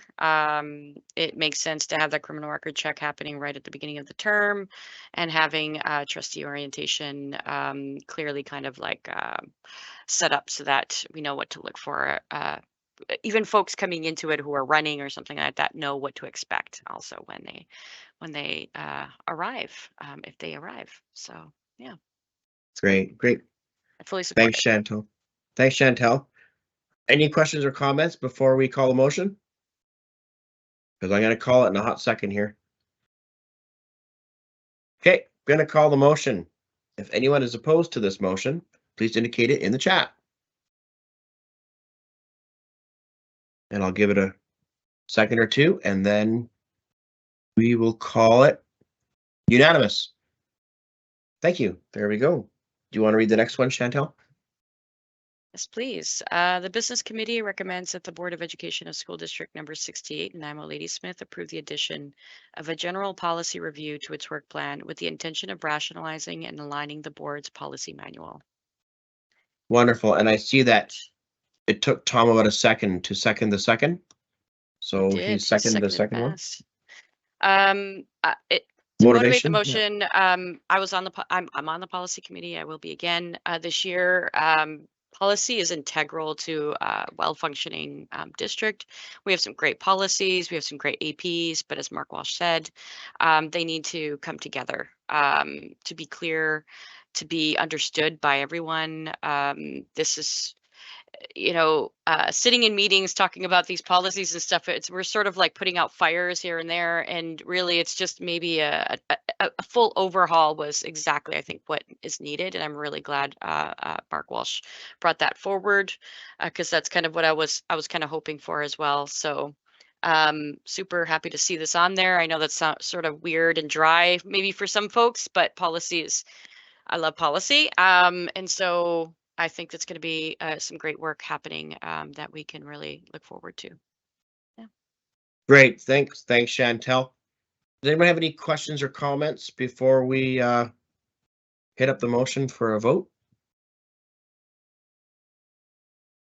I don't see any, so we'll call the motion. If anyone's opposed, please indicate it in the chat. I'm going to call the motion, and if anyone's opposed to it, just throw it in the chat there and we'll record that. Not seeing anyone opposed to that. Your motions have both passed, Chantel. There you go. Wonderful. Thank you for seconding that, Tom. Okay. 8.7. If anyone's looking at the agenda, it says that Sean Johnson's going to speak. However, Mark Walsh, we're not going to give him any rest tonight, and he's going to once again grace us with his wonderful words. Go ahead, Mark.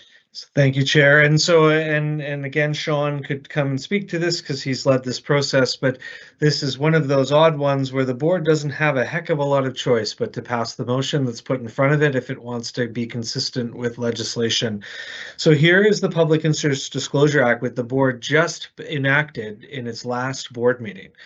And lo and behold, after, like literally right after we put that into place, the government made it very clear that a trustee actually doesn't apply under the Public Interest Disclosure Act, and makes a bit of sense. So it says the policy applies to alleged wrongdoing related to the school district's operation or personnel, and operations are staff side, and personnel trustees are not employees of the district, and so it makes a little bit of sense in that regard. I mean, again, if there's wrongdoing, a trust or there's mechanisms to challenge a decision of a board.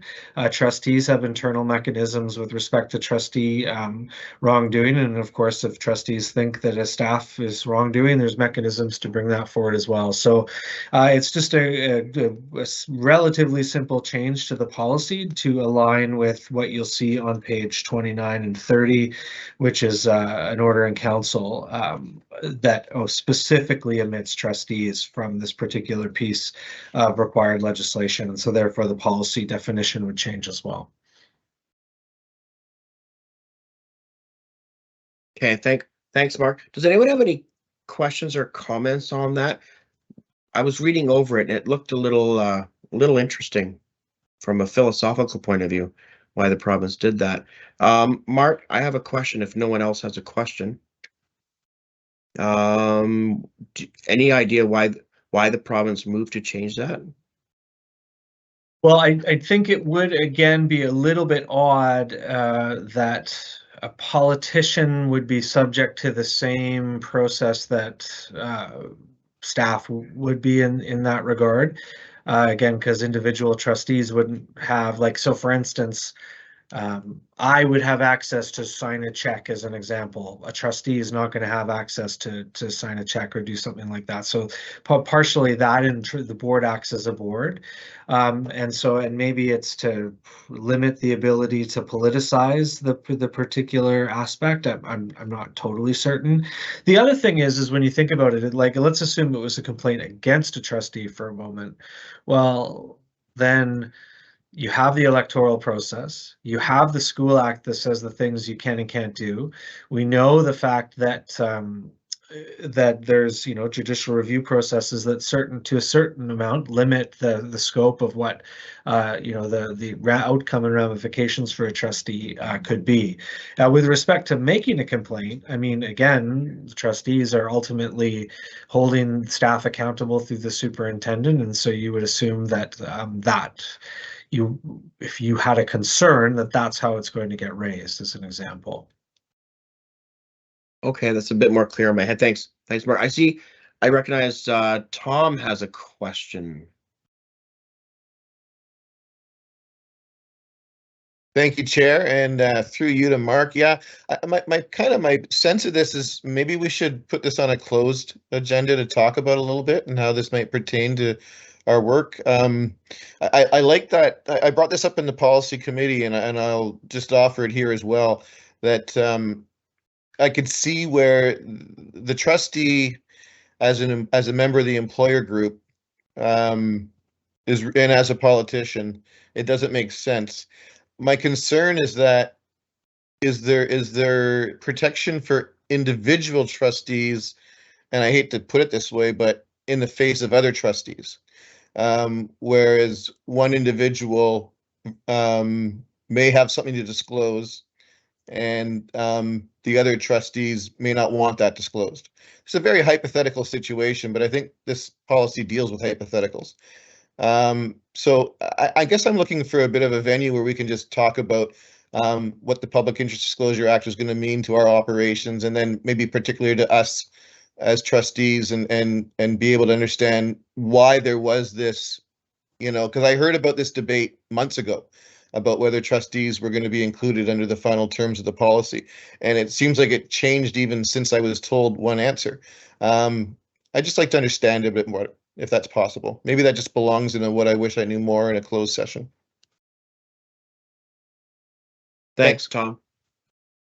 Mark, do you want to?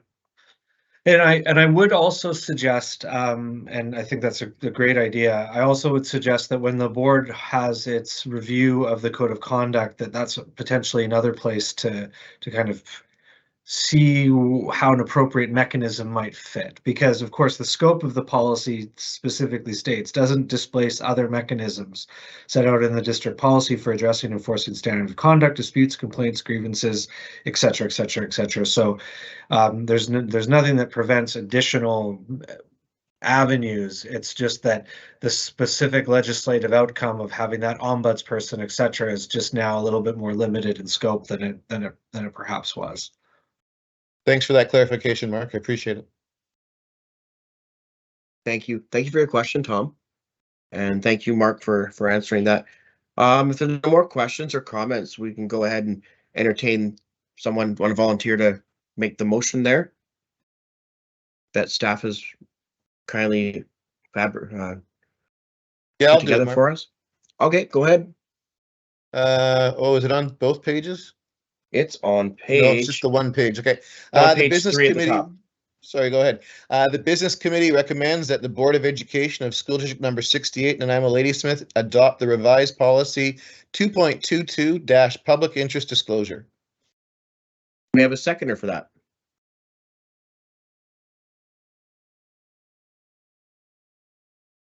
I'll second. Second, I was about to say I don't see a seconder, and then Then Greg's we- name in. I'd have to dig a bit deeper for a seconder. Thanks, Greg. Okay. Any discussion or questions or comments on that from stakeholders or trustees?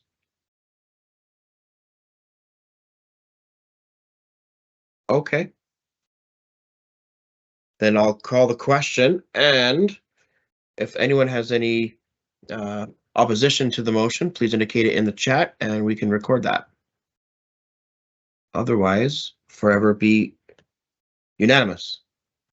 I declare it unanimous. Okay. Thank you, Mark. Thanks, Tom. Thank you, Mark. We're going to move to you again, Mark, for item number 8.8, which is page 37. Go ahead, Mark. So thank you. So at the outset, I want just to say that this is not spending new money. So this money is already spent. So to be clear. And I just want to acknowledge Ms. Sutton and Ms. Lowe, who are so scrupulous in making sure that our practices align with our requirements, our auditing requirements and best practices. And what we've discovered is what we did was the board approved supporting $700,000 towards the John Barsby turf fields, or the fields at Barsby that are the named after the park. We moved that money to local capital. And so we never move money between operating and capital without the board's approval. And so the board approved that move. So they approved the fact that we're going to spend the money, great. And then we moved it into local capital so the money could be expended from what we thought was the appropriate place. But essentially, though, what we've determined in the meantime is that what we actually need to do is move the money back into operating, even though we don't technically have the money, but it's essentially an advance paid expense. And so what we're going to do is take $70,000 a year off that number for the next 10 years to kind of say, hey, okay, here's that expense being, a prepaid expense outlaid over 10 years. But we can't do that it's more appropriate in our operating fund and not in our local capital fund. And so that's the change. What it'll do is it will artificially increase our surplus, because the money again is not ours. It's just we've prepaid an expense. So this is simply an accounting correction. I'm not even sure we totally have to do it, but we want to be completely transparent. And so that's the basis for that. The money's gone. We can't, it's spent. It's just where you're going to see it on our financial statements on a year-to-year basis. And maybe I give Ms. Lowe or Ms. Sutton an opportunity to come on and add anything if they want. I think they declined your offer. Oh, there we go. Hi, Kylie. I think you captured And what Tanya. needed to be captured, Mark, so I don't think we have anything to add. Okay. Great, thanks. Thank you. We have a motion Oh, and any questions? Anyone have any questions or comments? Chantel says, great work, Tanya and Kylie.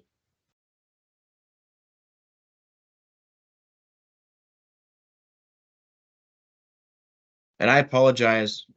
I throughout the whole meetings, I haven't read off people's comments in the chat, and I recognize that not everyone can see the chat, so I apologize for that. There have been some great comments in the chat. But first time, you learn. Okay, I don't see any comments or questions, so we're gonna entertain a motion. There's a quite broad motion.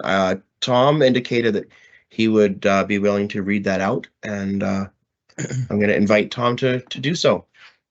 Thank you, Chair. The Business Committee recommends that the Board of Education of School District 68, Nanaimo Ladysmith, approve a reduction in accumulated operating surplus to local capital transfer done September 2023 in the amount of $700,000, and that the funds then be restricted pursuant to Policy 2.16, Accumulated Operating Surplus Reserve, under the reserve category of operations spanning multiple years, in order to account for the John Barsby Turf Field contribution over the 10-year contractual term. Do we have a seconder for that motion? The motion's on the floor. We need a seconder.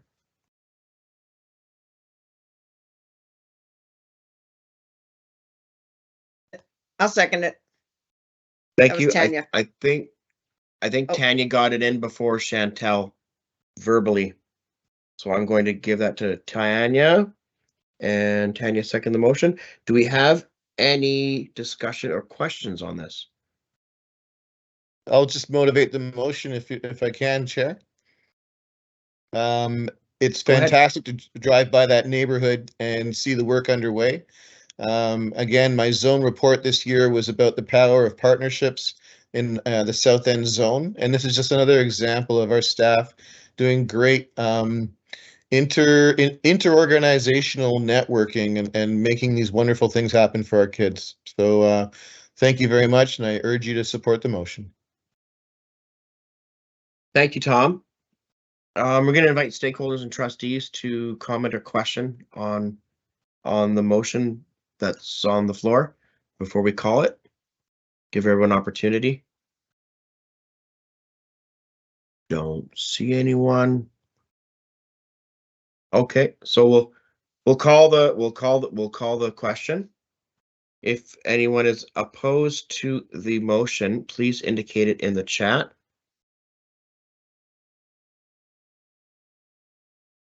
And I'm not seeing anyone opposed. Tom, are you opposed? Absolutely not. Okay, sorry, I just saw you peep up there. Okay. Then we'll say it passed unanimously. Thank you. Thank you, everyone. Thank you, Tom. Tanya. Okay, so that brings 8.8 to a conclusion, and we're going to move on to 8.9, and then Mark gets to rest his throat after this, because this is the last one, I believe. Go ahead, Mark. Sure. So thank you, Chair. And so what you're looking at is our statutory requirement for our statement of financial information. It's obviously a public document required by the government. And so I'm not really going to go through in depth. Happy to answer questions. You've seen most of certainly the information at the front with respect to our financial position and our financial statements. What you won't have seen before, of course, is our requirement to publish anyone that's earned over $75,000 a year. This list is getting longer and longer and longer, particularly with some of the recent increases that we've seen. So I think we're probably going to start seeing a majority of our teachers on here now, given that the highest paid teacher is going to be up to like 106,000 or 105 or something like that this year. Good news, you'll see no debt, no indemnity agreements, you'll see no severance. Just a couple of things I did want to point out, though. You will see there's a couple of employees with some relatively high expenses, and you'll see little asterisks because we just don't want you to think people are just going out for dinner. But for instance, if you're in our international program and you're off traveling and you're, promoting our program and making those connections, you're going to have travel expenses, and so those are going to, your eyes will go to those expenses a little bit. We don't particularly have concerns. Of course, we have very good internal controls with respect to how our expenses are done. I will say that there's on occasion we'll find maybe more weeds than you need to know, but so for instance, if I go for lunch and it's I end up buying for myself and for the partner that I'm with, as an example, a municipality, and I'm with a third person, and we just put it on one bill, then that bill gets split up 2 ways between the 2 employees. Occasionally we might miss an individual, so there's a little bit more attributed to one or the other person. You'll also see suppliers with payments exceeding $25,000, and they're all there. Not really too much to add, again, except for this is all going to go public. We're kind of wishing that they would move the numbers a little bit higher, and I know, of course, transparency would suggest that they should publish everything, but again, given that the average teacher salary is so much larger now than it was at the time that this report came out, when 75,000 was typically only going to be your administrators and your senior staff. Maybe something to think about. Probably not the most pressing of need to advocate about, but just it's a lot of paper unnecessarily expended, I suppose. So happy to answer any questions, but again, this is a statutory requirement that the board passes, and very confident with the work that our finance team has done. And thank you to Ms. Sutton and Ms. Lowe for putting together the report. Thank you, Mark and Ms. Sutton. Do we have any questions? I see that we have a question before we go to the motion. Chantel?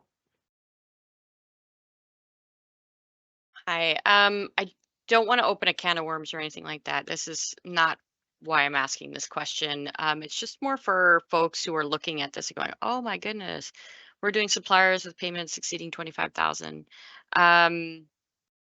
This includes like school activities and things like that. That's all part of this, right? That's like it's all like added together, and that's why, Absolutely. So I think there's like a Dollarama as an example. And so there you have, our amazing teachers and principals making sure that they're spending as little as they can, or spending those dollars in an economical way. And so that's what you will see. Is there's not many single single ones. There might be a few really large ones associated with like Hammond Bay as an example, but yeah. Okay, great. Thank you very much for that, Mark. Thanks, Chantel. Do you have a follow-up at all? Okay. Yeah, you're on mute. Okay. Jeff. Jeff has a question and a comment. You've got the stage. Thanks, Mr. Chair. Yeah, they're not connected, so I can come back around to the comment. But my question, and Mark Walsh, I don't want to put you on the spot. I don't expect you to have this answer, so feel free to answer in the future. But I just wanted to ask on it's page 27 of the Sophie report. I don't know what it is on the actual report, but on the Sophie report, it's page 27. It's about the Schools Foundation, $187,434 for administrative assistance and support to the foundation. I was just curious what the definition of that is. Yeah, so the board provides, so in the past provided 2 seconded positions to the foundation, and then changed the structure to provide dollars essentially for the foundation to be able to determine, well, I shouldn't say that. the intention to provide dollars for the foundation to be able to determine its focuses with respect to its needs. And so we still second an individual, but upon that individual retiring or leaving, then that position would ultimately be determined by the foundation.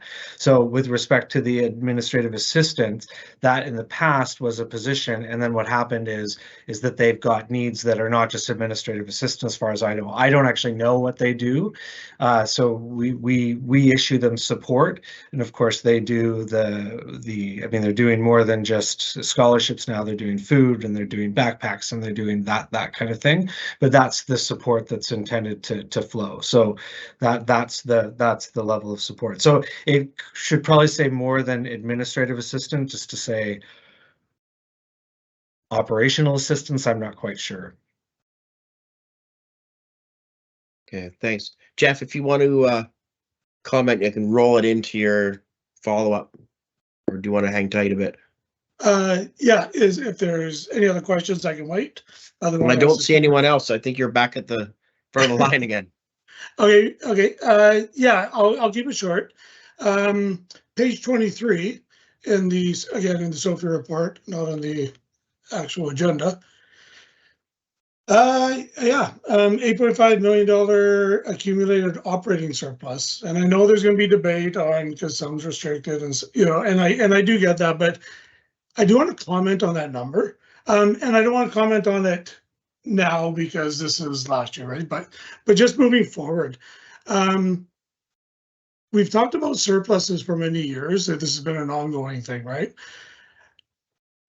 The strategy of saving for a rainy day is a great strategy, but it's only successful if you're consistently paying attention to the weather. Because right now it is raining in our schools already.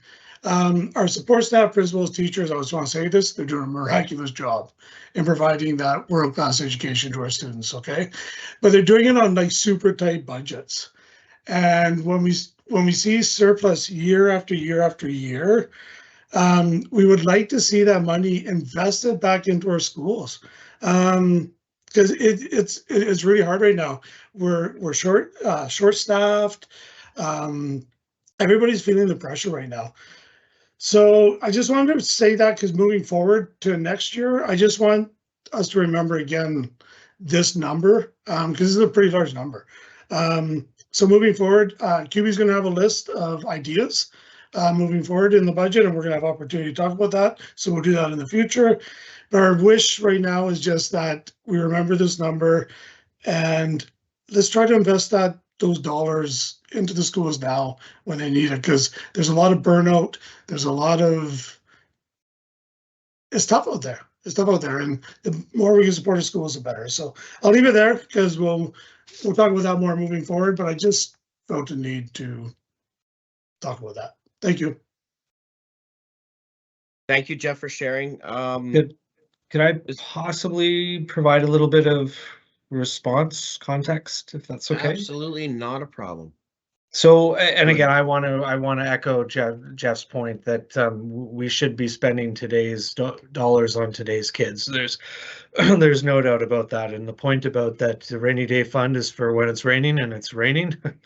And so the amazing work that people are doing. And so I've just asked Ms. Sutton if she could just grab what the accumulated operating was, I think in 2021 or 2020 as a comparison, because a couple of things are just for context is the 8.5 on page 75 of the agenda, and Karen, perhaps I could put you on the spot and get you to bring up page 75 as I'm talking.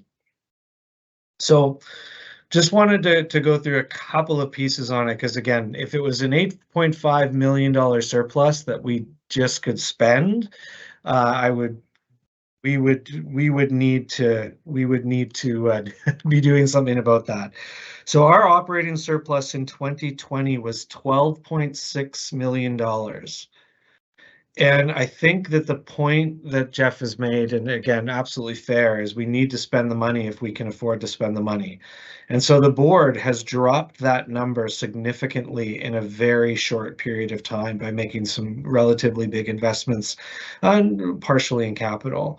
But from year to year, our surplus has actually really not changed. And so if we look there on page, so it went from 7.8 to 8.5. And again, if we had 2020, it would be almost $13 million. So scroll down just a little bit if you could, Karen.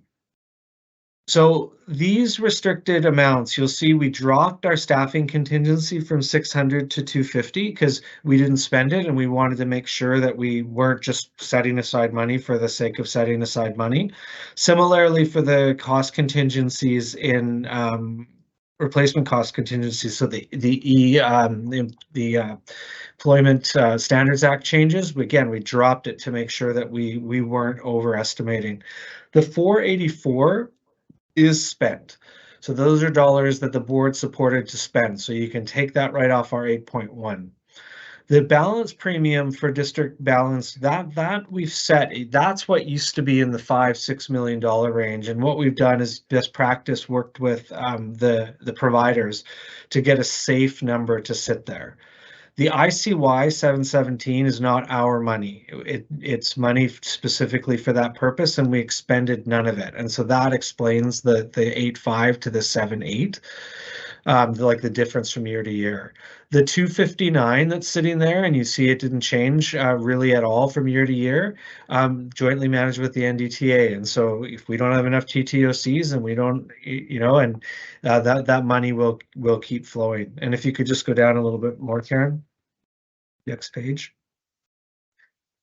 We can't spend the Indigenous on anything that Indigenous, and the same as the other restricted pieces there. And then if you scroll down here, the 1.186 is money that the board absolutely could have spent in a different way, with the exception of the 100,000. So the 600,000 that we set aside for Rutherford, we could reallocate that to something else if we wanted.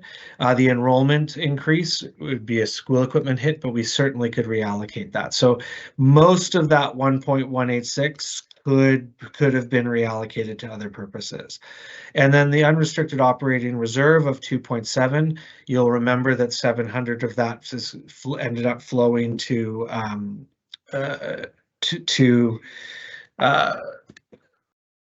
Barsby Field. And so what that left was the $2 million for local capital.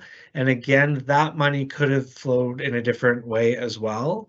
The only thing to note is that if we didn't, so I think at the budget time, it's important to remember, and we'll hopefully be able to achieve this again, is we didn't include a local capital transfer in our initial budget. So when we created the budget, if we included $1 million local capital transfer, so buying computers and buying all the things that we have to buy, we would have cut people and our programs in last year's budget. But because we knew we had a surplus, we did not recommend that to the board, and we're clear that the money needed to change in September. So I do want to express a great deal of respect for the idea that it's incumbent upon us to spend this year's dollars on this year's kids, and we've been pretty darn careful within a range to do so. So that 8.5 is not quite, it's not all available to be able to be spent in that regard. And so, and I'm really looking forward, we're going to have a February session for budget to be able to walk through these and answer some of these questions as well. So thanks. Thank you, Karen. Thank you, Mark. Thank you, Karen and Jeff. Okay, so we have a motion, and I believe that Tanya volunteered to move that, and take it away, Tanya. Yes, thank you. As follows, the Business Committee recommends that the Board of Education of School District number 68 in Nanaimo Ladysmith approve the school district statement of financial information, SOPI report, as presented for the year ending June 30th, 2023. We have a seconder for Tanya's motion.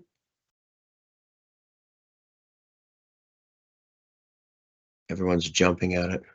There we go. Thank you, Chantel. We have a seconder. Do you want to motivate the motion, Tanya?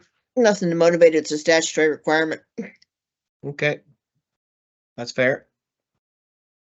Okay, do we have any discussion or questions or comments before we put it to a vote?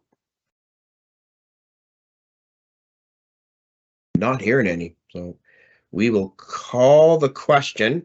If you're opposed to the motion as presented, please indicate it in the chat. Just a second, just to see if anyone. Not seeing anything, so we'll declare that unanimous. Thank you, Tanya, and thank you, Chantel. And thank you, staff, for the report. So I don't see anything else on the agenda from staff, so we'll move over to 9. Correspondence referred from the regular board meeting. I don't see anything on my desk. Karen, is there anything there? Any last minute correspondence? There's none. Okay, wonderful. Thank you. Does anyone have any unfinished business? I don't see anything on the agenda.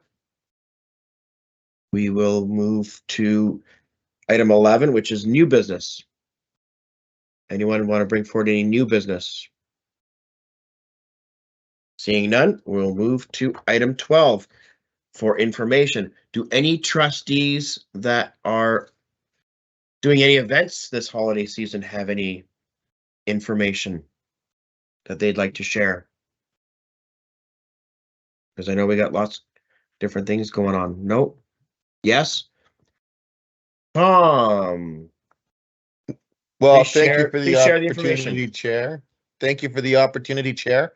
I just wanted to draw anybody's attention who might be out there listening to it's time for the gift galas in Harewood that are getting their momentum going. The packs at Park Avenue and Bayview Elementaries are gathering lightly used and new regiftable items in order to be able to provide kids with the opportunity to select and wrap a gift for a loved one to take home at Christmas. This is a wonderful tradition. It's one of the things I really like to get in on, being a trustee. But yeah, if you need any help getting their stuff to the schools, please reach out and someone will get a hold of us and make sure that it happens. It's a fantastic initiative by both of these packs, and we get behind this great South End tradition. Thank you, Chair. Thank you, Tom. Anybody else have any information? Oh, Chantel has a question. When's the due date? I thought you're looking at my belly for a second, Chantel. Didn't even know we were expecting, but I'm delighted. So I think there's 2 of them actually. Bayview is collecting this week, and I think Park Avenue's efforts seem to be stretching into the next week. But they all have to give the gifts away by the end of the following week, so it's really a now thing. So let me know if I can help. Thanks, Tom, and thanks, Chantel, for the question. That gives us a bit of an idea. Anyone have any more for information before we wrap it up for this evening? For the last business committee meeting of the year, the first and the last, actually, for the new year. Not seeing. Yeah, well, we got question period, so we'll go to 13 question period, and then Tanya gets to move the adjourned. Karen, do we have any questions this evening? No, there's no questions. Wonderful. Okay. So I see a motion from Tanya moving to adjourn. I see a seconder from Naomi. Anyone opposed? Carried. The meeting is adjourned. For those of you having a good night, have a good night. And Hisipka CM CAU. Thanks, everyone. Have a good night.